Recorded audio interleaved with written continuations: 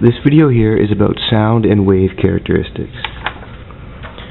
To start off, there are two types of waves, transverse and longitudinal. Transverse waves.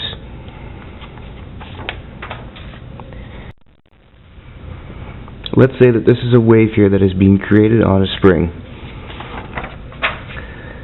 This wave would be a transverse wave because the wave is vibrating perpendicular to the direction of the wave, which is right. Longitudinal waves are the second type of waves that can be created. Again, let's say we have a spring here that is being created into a wave.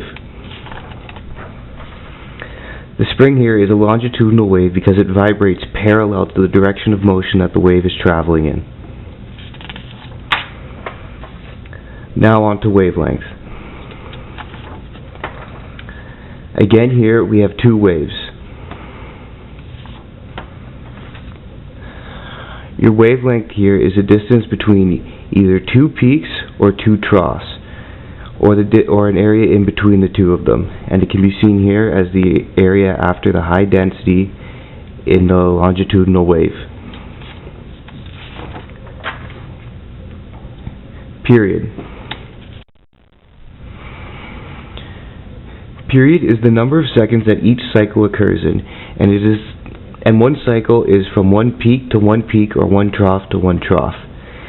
And it can be calculated by the number of seconds over the number of cycles, and it is represented by the symbol T. Now frequency.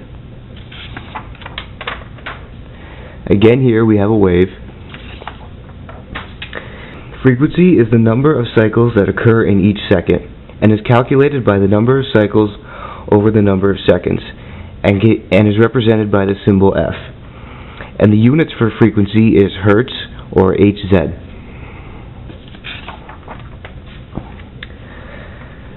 Since frequency and period are so closely related, they can be calculated as the frequency is the inverse of the period, and the period is the inverse of frequency. So frequency will be 1 over the period, and period will be 1 over the frequency.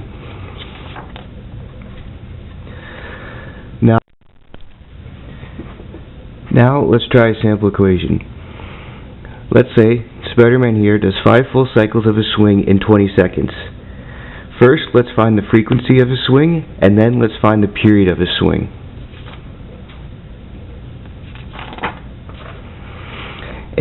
If we know that he does 5 cycles in 20 seconds, then we can calculate the frequency by the number of cycles over the number of seconds. So that would be 5 divided by 20, which will give us a frequency of 0.25 Hertz. B, the period.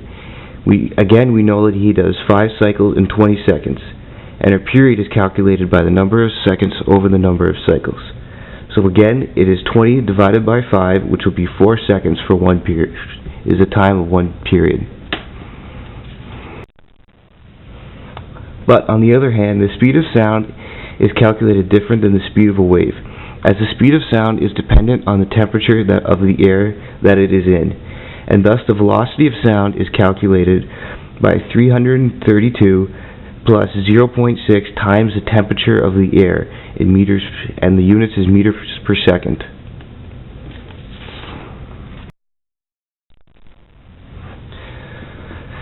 Let's try a little sample problem here. Let's find the speed of sound in the summer when it is 23 degrees Celsius. So we know the temperature is 23 degrees Celsius, and we can plug it into the velocity of sound equation of 332 plus 0.6 times the temperature of the air. And when we plug the temperature of the air, which is 23 degrees Celsius, we end up with an answer of 345.8 meters per second.